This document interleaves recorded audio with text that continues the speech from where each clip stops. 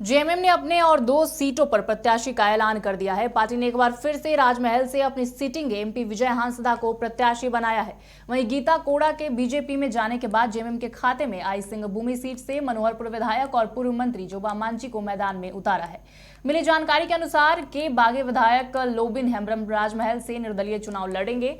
बता दें कि जेएमएम के हिस्से आए 5 में से 4 उम्मीदवारों की घोषणा हो चुकी है। इसके पूर्व गिरिडीह से विधायक मथुरा प्रसाद महतो और दुमका से विधायक नलिन सोरेन को प्रत्याशी बनाया था।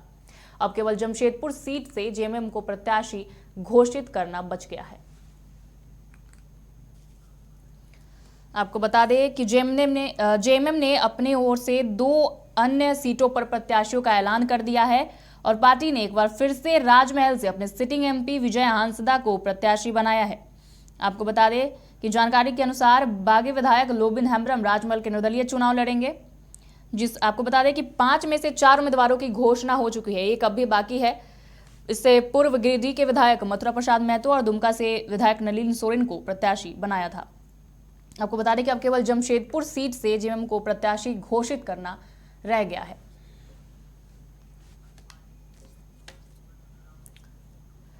और इस वक्त हमारे साथ न्यूज रूम से संजीव सिन्हा जुड़ चुके हैं। संजीव, जेएमएम ने अपने प्रत्याशियों की घोषणा कर दी है, जिसमें से कि कहा जा रहा है कि जानकारी मिली कि 4 प्रत्याशियों की घोषणा कर दी गई है और एक अभी भी बाकी है। क्या लगता है, क्या जानकारी है? देखिए, कल 2 प्रत्याशियों की घोषणा की है जेएमएम ने, एक चाईबासा से जोबा मांझी और राजमहल से विजय हांसदा जो अभी वर्तमान में वहाँ पे विधायक है। लेकिन अगर दिलचस्प पहलू देखा जाए तो जिस तरह से चाईबासा में अब 2 महिलाओं की चुनावी रण होगी और उसमें अब देखना होगा कि आखिर इस चुनावी रण में कौन बाजी मारता है।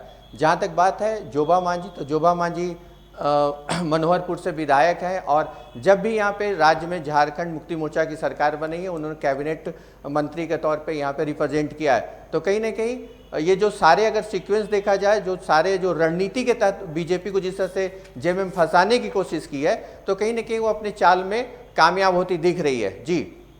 जी संजीव, जैसे कि आपने तमाम जानकारी दी, हम जानना चाहेंगे कि 5 में से जो 4 प्रत्याशियों की घोषणा हुई है, लेकिन जो एक प्रत्याशी बचा हुआ है, कहा जा रहा है कि जमशेदपुर से उसे उम्मीदवार के रूप में उतारा जा सकता है। क्या लगता है किसका नाम इसमें सामने आ सकता है? देखिए, जहाँ तक जेएमएम की बात है तो जेएमएम के जो फार्मूला तय है महागठबंधन में, उसे 5 सीट मिली है। वहाँ पे उन्होंने 4 सीट पे अपने उम्मीदवारों की घोषणा कर दी है। लेकिन जहाँ तक जमशेदपुर की बात है तो जमशेदपुर पे 2-3 नामों की चर्चा है। अब उसमें से किस नाम पे पार्टी मुहर लगाती है ये देखने वाली बात होगी। लेकिन जो अभी तक जो जानकारी मिल रही है कि जो पूर्व सांसद सुनील महतो थे, उनकी बेटी का नाम सबसे ऊपर आगे चल रहा है। और जिस तरह से पूर्व मुख्यमंत्री हेमंत सोरेन ने भी इस बात की पुष्टि की है कि कोई भी जो दल बदलू है उन लोगों को टिकट ना दिया जाए, तो कहीं ना कहीं जो पुराने कार्यकर्ता हैं, चाहे जो पार्टी से जुड़े हुए नेता हैं, उनको तरजीह दी जा रही है जेएमएम में। तो अब देखना होगा 1-2 दिन के अंदर जेएमएम जमशेदपुर में भी अपनी सीट पे उम्मीदवारों की घोषणा कर देगी और एक तरह से सारे जो सस्पेंस है वो क्लियर हो जाएंगे। जी संजीव, तमाम जानकारियों के लिए बहुत बहुत धन्यवाद।